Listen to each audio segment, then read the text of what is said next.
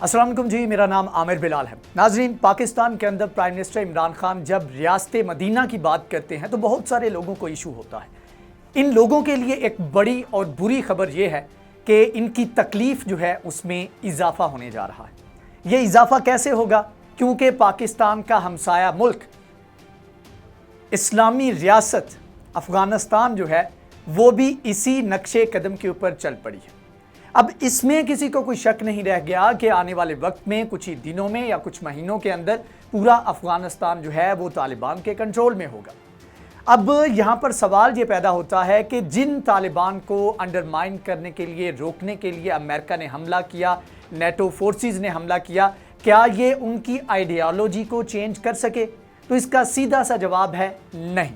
उसका सबूत क्या है? ये सारे सबूत आज की वीडियो में आपके सामने रखूंगा कि किस तरह एक इस्लामी फलाही रियासत अफगानिस्तान बनने जा रहा है और तालिबान ने अभी से उसके ऊपर इशारे देना शुरू कर दिए हैं। और यहाँ पर एक और बहुत बड़ा जवाब उन लोगों को भी मिलेगा जो ये कह रहे थे कि अफ़गान जो हैं, अफ़गान तालिबान जो हैं, over the period of time 20 साल के अरसे के दौरान अमेरिका ने हमला किया, अब इनकी स्ट्रेटजी चेंज हो गई है, इनका अंदाज़े हुक्मरानी जो है वो तब्दील हो जाएगा। तो इसका भी जवाब ये है कि अंदाज़े हुक्मरानी तब्दील नहीं होगा। यहाँ पर वही बात आती है कि अपने मकसद को अचीव करने के लिए वक्ती तौर पर जो कंप्रोमाइज़ किए हैं वो किए हैं, लेकिन अपने मकसद के ऊपर तालिबान ने अभी तक कोई कंप्रोमाइज़ नहीं किया। सबसे पहली खबर, अशरफ गनी जो हैं अफ़गान सदर, उनकी जानिब से अब इल्ज़ाम आयद किया जा रहा है और एक नैरेटिव बिल्ड किया जा रहा है जिसमें तालिबान को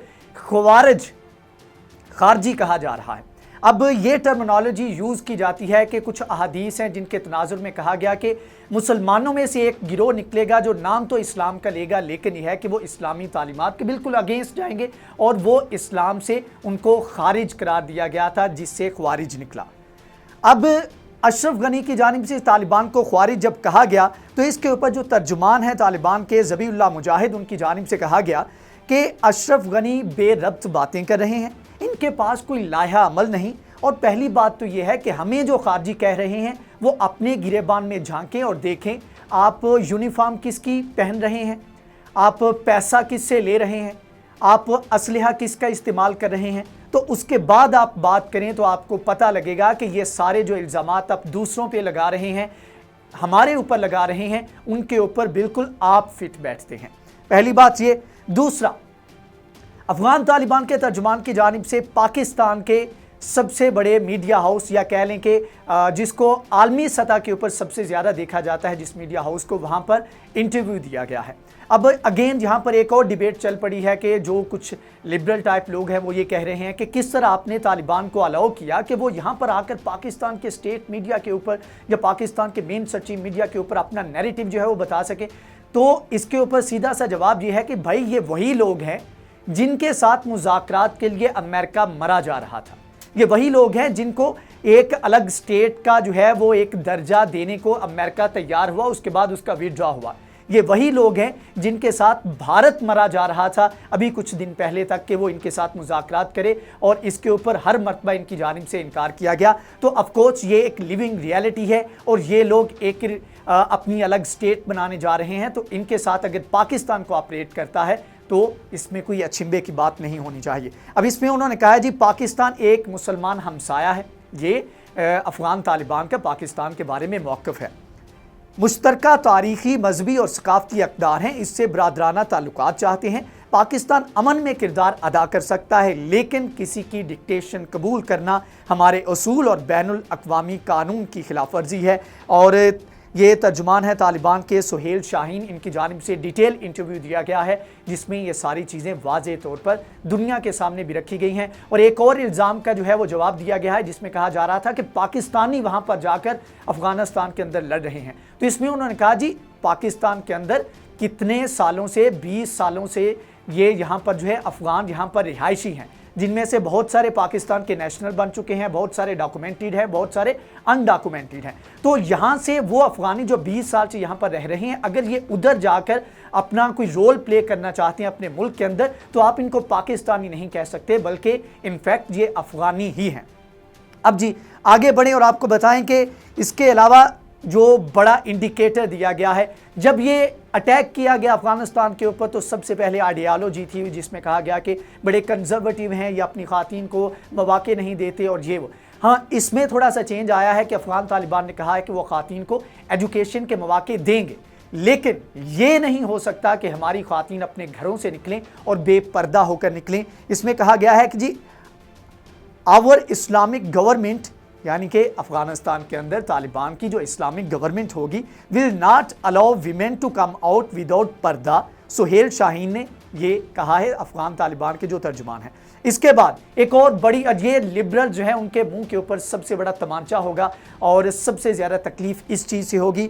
डेली मेल के मुताबिक गे मैन, यानी कि होमोसेक्सुअल जो हैं, gay man will be crushed to death, यानी कि उसको पत्थर मार के उसकी जो है वो जिस तरह रजम कहते हैं वो किया जाएगा, by pushing a wall on to them as a part of nationwide return to sharia law in Afghanistan under the Taliban, one of the Islamist groups जजेस रिवील्ड। यानी कि जो अफगान तालिबान का पूरा सिस्टम है उसमें जो जजेस हैं उनमें से एक जज की जानिब से कहा गया है कि ये जो ये गेइज्म है इसको ख़त्म करने के लिए वो किसी भी हद तक जाएंगे और इनको जो है क्रश किया जाएगा टिल डेथ, टू डेथ, कि इनके जब तक इनके खिलाफ इस्लामी कवानीन के मुताबिक, क्योंकि फेल लवातित है, इसके अलावा इसके ऊपर पाकिस्तान के अंदर भी कवानीन तो मौजूद हैं लेकिन अमल दरामद नहीं होता, लेकिन इस्लामी कवानीन के मुताबिक इसकी बहुत सख्त सज़ा है, तो उसको इस्लामी कवानीन के मुताबिक सज़ा दी जाएगी।